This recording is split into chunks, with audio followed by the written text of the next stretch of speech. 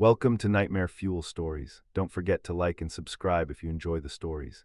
The rain hadn't stopped in 3 days, not the gentle, cleansing rain of home, but a ceaseless, suffocating sheet that turned the world into a muddy, green blur. It seeped into everything, chilling bones, rusting metal, and eroding sanity. I remember the smell of it, wet earth, decaying leaves, and something else, something metallic and sickly sweet, like old blood and stagnant water. That was the smell of the Viridian Sector, 1988. That was the smell of fear. I try to forget. God, I try. But the dreams, the shadows, they're always there, lurking in the periphery, just beyond the reach of a good night's sleep. Sometimes I wake up gasping, my throat raw, convinced I can still hear the chirping of insects that wasn't insects, the rustle of leaves that wasn't wind.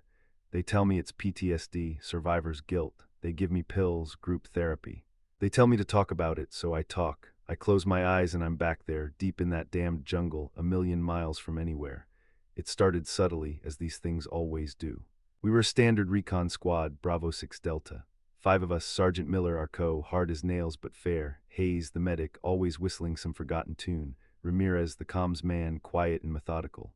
Jenkins, our heavy weapons specialist, a gentle giant with a penchant for bad jokes, and me, Private First Class Thomas Tommy Eldridge, rifleman, 20 years old and still believing in heroes. Our mission was routine. Scout a suspected enemy supply route near the Sepulchre Ridge, a jagged spine of rock covered in impenetrable rainforest, rumored to be ancient burial grounds. Locals avoided it. We, of course, ignored the legends. We were soldiers, not superstitious children. The first oddity was the silence. Not a complete silence, mind you. The jungle always hums with life, but an unnatural quiet within the general din. The usual cacophony of birds, monkeys, and insects would just drop. For minutes at a time, sometimes longer, the vibrant tapestry of jungle sounds would unravel, leaving only the steady drip of rain and the heavy thump of our own boots on the sodden earth. It was like the jungle was holding its breath, then it would resume louder, more frantic, as if trying to overcompensate. Miller noticed it first. "You hear that, boys?" he'd whisper, halting the patrol. We'd strain our ears, listening to nothing but our own pounding hearts. "Thought I did," he'd mutter, then wave us on, a frown etched deeper into his brow. Then came the disappearances, not from our squad, not yet. But reports from other units, whispers on the secured radio channels. Farmers vanished from their fields. Small patrol elements went dark, leaving no trace. The official line was enemy activity, heightened insurgency. But the details were always hazy. No bodies, no firefights, just gone. We pushed deeper into the sepulchre. The foliage grew thicker, the trees taller, their ancient limbs draped with moss and epiphytes, blotting out the sky. It was perpetually twilight under that canopy. The air grew heavy, humid, cloying. Even the familiar smell of the jungle began to change. Beneath the earth and decay, there was a faint, unsettling aroma, like ozone mixed with something animal, something feral and old. One evening, while setting up a hasty perimeter for the night, Jenkins swore he saw something. Movement, Sarge, off to the west, just beyond those big ferns. Miller raised his M16, eyes scanning the gloom. "What kind of movement, Jenkins?" "Dunno, Sarge, too quick, too low, like a shadow sliding through the undergrowth." We spent an hour on high alert, staring into the dark. Nothing, just the rain, but the edge had been dulled. The casual banter, the easy camaraderie began to fray. Hayes stopped whistling. Ramirez became even more withdrawn, his eyes darting into the shadows. That night the sounds started. Not the general hum of the jungle, but something specific. A low, guttural chittering, like 1,000 insects, but deeper, more rhythmic. It seemed to come from everywhere and nowhere, a vibration in the air rather than a distinct sound. It would ebb and flow, sometimes sounding like it was right outside our meager perimeter, other times fading into the distant rainforest. "Just some damn monkeys," Miller grumbled, but his grip on his rifle was white-knuckled. "No monkeys I ever heard," Hayes whispered, eyes wide. "Sounds like they're talking." The next morning we found the deer, or what was left of it, impaled on a broken branch high up in a tree, maybe 30 feet off the ground. Its stomach had been ripped open, spilling its entrails, but not haphazardly. It looked arranged, a morbid display, and around its mouth on its fur was a strange, iridescent sheen, like a spiderweb but thicker, viscous. "What the hell is this?" Jenkins breathed, his usual good humor evaporated. Miller's face was grim. "Something big, something strong, and something that wants us to see this." We cut the deer down. The meat was still fresh, but the way it had been strung up, the deliberate nature of the mutilation, it wasn't an animal kill. It was a message. We continued our patrol, but our pace slowed. Every rustle of leaves, every snap of a twig sent shivers down our spines. We were no longer hunting for enemy supply lines, we were being hunted. The feeling was palpable, a cold dread clinging to our skin. Ramirez, usually so stoic, started talking to himself, whispering prayers in Spanish. Jenkins, the giant, kept checking his M60, polishing the belt of ammo with a nervous thumb. Hayes, our medic, began to flinch at shadows.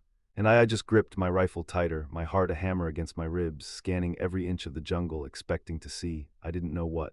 Then came the first scream. It was Miller. We were moving through a particularly dense section of jungle, visibility less than 10 feet. He was maybe 10 yards ahead of me. One moment he was there, cutting through a thick vine with his machete. The next, a choked gasp, a gurgle, and then a guttural, inhuman shriek that ripped through the air, followed by a sickening wet sound. I froze. Sarge, no answer, just the sudden, ringing silence broken only by the drip of rain. Miller, Jenkins bellowed, stepping forward, his M60 held ready. Hold up, Jenkins, Hayes hissed, pulling him back. Could be a trap. We waited, breathing shallowly, listening to the furious thumping of our own blood in our ears. The chittering sound was back, faint but insistent, seeming to echo from the very ground beneath our feet. Movement, Ramirez whispered, pointing to a patch of ferns to our left.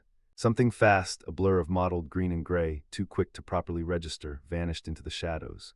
Grenade, I yelled, pulling the pin on a fragmentation grenade and lobbing it in the direction of the blur.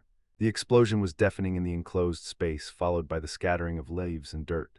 When the smoke cleared, there was nothing. No body, no blood, nothing to indicate anything had been there. But Miller was gone, just gone. His machete lay on the ground, still slick with recent use, a small pool of blood darkening the earth where he'd stood. And on the trunk of the tree next to it, scratched deeply into the bark, were 5 parallel claw marks. Too wide for any animal I knew, too precise. Panic began to set in. We were 3 men now, 3 terrified, exhausted men, deep in hostile territory without our leader. We gotta fall back, Hayes said, his voice trembling. Get to higher ground, signal extraction. Ramirez was already trying to raise command, nothing but static. The comms are dead, Hayes, he said, his voice flat. Either jammed or he didn't finish the sentence. We all knew what he meant. We were on our own. The retreat was a nightmare. We moved cautiously, our eyes glued to every shadow, every movement. The chittering sounds followed us, always just out of sight, always just out of hearing. It felt like we were being herded like prey. We tried to stick to open ground where possible, but the jungle offered little of it. We spent hours hacking our way through vines and undergrowth, our nerves stretched taut. The rain continued, relentless, washing away any hope of clear tracks, any sense of direction. Around midday we heard it again, a sound I won't ever forget, a high-pitched, almost feminine wail, followed by a series of deep, guttural clicks. It sounded like it was coming from everywhere, echoing off the dense trees. And then a perfect mimicry of Miller's voice, distorted, stretched, calling out, "Help me, for God's sake, help me." We froze. Jenkins started to move. "Sarge, no," I yelled, tackling him, dragging him to the ground. "It's not him, Jenkins, it's a trick." The sound came again, closer this time. "Tommy, Hayes, Ramirez, it's me." "They're everywhere." The voice was chillingly accurate, but there was an unnatural cadence to it, a slight delay between words, an uncanny lack of fear in its desperation. It was a recording, or something worse. Ramirez, eyes wide with terror, pulled out a small, tarnished crucifix. He was muttering rapidly, his face pale. "They're trying to lure us out," Hayes whispered, his voice shaking. We stay put. We huddled together, 3 men, our backs against a massive tree, listening to Miller's distorted voice calling for help, growing louder, closer. Then the chittering joined in, weaving around the fake calls, a chorus of unseen hunters. The calls stopped abruptly. A heavy thump, followed by a sickening crunch, emanated from the direction of the voice. Then silence. This silence was different. It wasn't the natural lull. It was the silence of anticipation.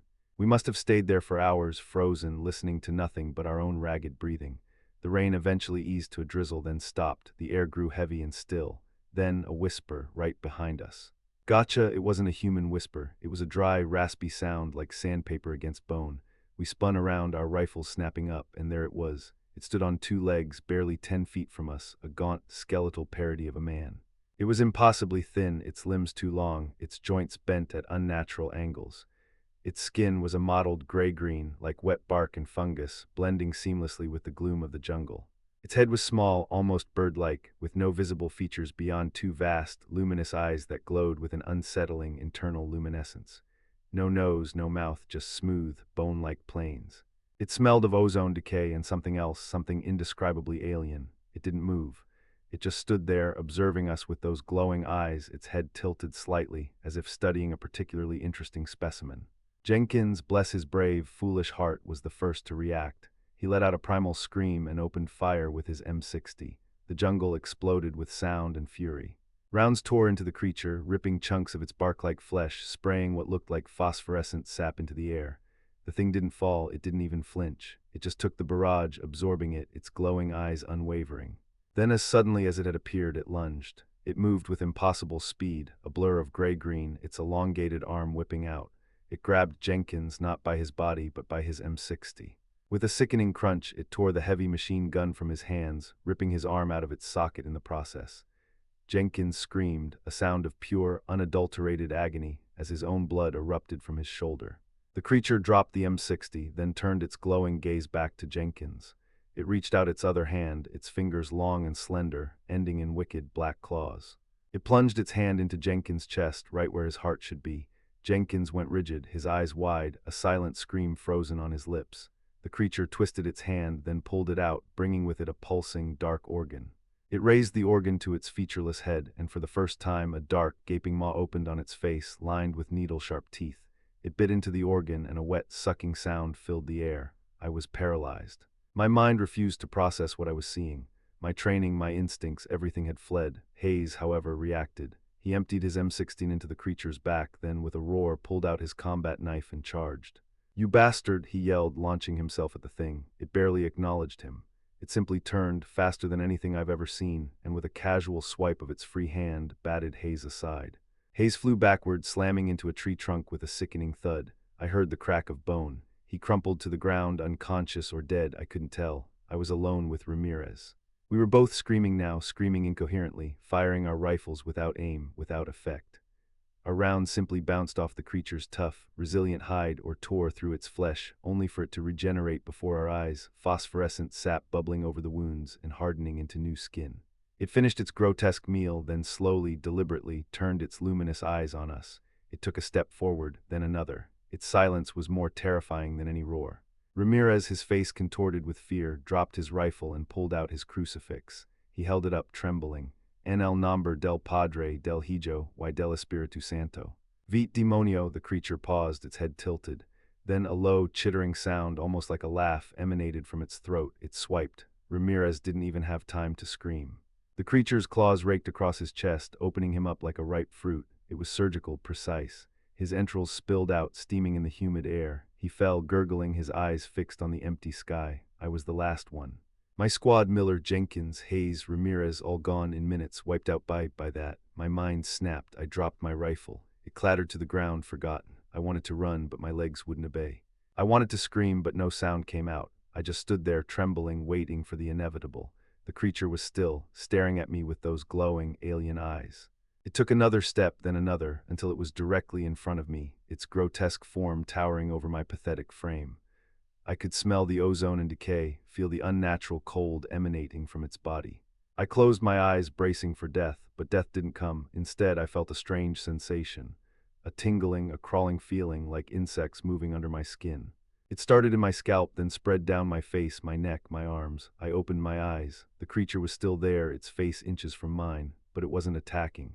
Instead, its long, slender fingers were pressed against my temples. And I felt it, not its touch, but something else, something cold and vast invading my mind. Images flashed through my brain, not my images, not memories, ancient landscapes, towering, skeletal structures reaching into a purple sky. Swarms of these creatures moving in unison like a tide of death, a primal hunger vast and consuming, and then a voice, not spoken but felt, a cold, dry whisper directly into my consciousness. You are weak, you are afraid. You will serve, my mind screamed, a silent shriek of pure terror and agony. I thrashed, trying to break free, but the creature held me effortlessly, its grip like steel. The images intensified, the voice grew louder, filling my head, overwhelming my senses. I saw worlds consumed, civilizations crumbling. I saw the true nature of the Sepulchre Ridge, not a burial ground, but a feeding ground. An incubator, it wasn't just a monster. It was an ancient intelligence, a predator beyond our understanding, waiting, observing, harvesting. And now it was harvesting me. The pain was unimaginable, not physical, but existential. My identity, my very soul, felt like it was being stretched, torn, remade. I felt a cold, parasitic intelligence burrowing into the deepest recesses of my mind, taking root. I don't know how long it lasted. It could have been seconds, could have been an eternity. My vision blurred, the jungle spun. I heard a distant roar, not the creatures, but something else, a human roar, and then the sound of gunfire, heavy and sustained. The creature paused, its head snapping up, its glowing eyes narrowing. its grip on me lessened, another roar closer now, and the rhythmic thump-thump-thump of rotors, a rescue helicopter. The creature hissed, a sound like dry leaves skittering across stone. It released me, its fingers peeling away from my temples. The invading coldness receded, leaving behind a profound emptiness, a chilling echo. It gave me one last, lingering look with those terrible, luminous eyes, and then, with impossible grace, it melted back into the shadows of the jungle, vanishing as if it had never been there. I fell to my knees, shaking, retching. The sounds of the approaching helicopter grew louder, closer. I could hear the shouts of men, the crash of boots through undergrowth. They found me huddled amidst the butchered remains of my squad, covered in blood that wasn't mine, screaming silently. My rifle was forgotten in the mud, my uniform was torn, my skin clammy and cold despite the humid jungle air. They carried me out, sedated me. I remember snippets. The worried faces of the medics, the bewildered expressions of the search and rescue team. They couldn't explain the scene. Miller's body was never found. Jenkins, Hayes, Ramirez, their remains were a horror show, but no clear enemy. No signs of a conventional firefight. They debriefed me. I tried to tell them. I told them about the silence, the chittering, the deer, the calls, the creature. I described it in painstaking detail, every terrifying aspect. They listened, their faces impassive. Then they wrote it down as extreme battle fatigue, psychological trauma leading to delusional episodes, unconfirmed enemy presence. They called it PTSD. They put me in a secure hospital in a soft room. They gave me more pills. They still give me pills. It's been 35 years. I live in a small apartment now, windows always tightly shut, curtains drawn. The jungle is gone, replaced by the dull hum of city life, but the shadows remain. I see them in the corner of my eye. I hear the chittering and the rustle of leaves outside, in the drip of a leaky faucet. The doctors say I'm getting better. That I'm confronting my trauma, that by talking about it I'm healing, but I know the truth. The creature didn't kill me that day. It didn't need to. It did something far worse. It left a part of itself inside me. Sometimes when I'm alone, when the pills wear off and the night is truly dark, I feel it. That cold, vast intelligence stirring in the back of my mind, a phantom hunger, a memory of ancient worlds consumed. And those glowing eyes, I see them in the mirror sometimes, just for a flicker, when I'm tired, when I'm weak. Not my eyes, but something else looking back. I wake up sometimes and find myself standing by the window, staring out into the darkness, not really seeing the city. I find myself listening, not for the normal sounds of night, but for something specific. A very specific silence, and I remember its whisper, cold and dry, echoing in the vast emptiness where my soul used to be. You will serve. The rain started again an hour ago, and I can smell it, not the clean scent of city rain, but the wet earth, decaying leaves, old blood, stagnant water, and under it all, the faintest hint of ozone and something indescribably alien. They say I'm getting better, they say I'm finally able to tell my story, but sometimes, in the dead of night, when the silence is just right, I hear the chittering. And I wonder if I'm not really telling my story at all. I wonder whose story it is I'm telling, and I wonder what it is waiting for me to do.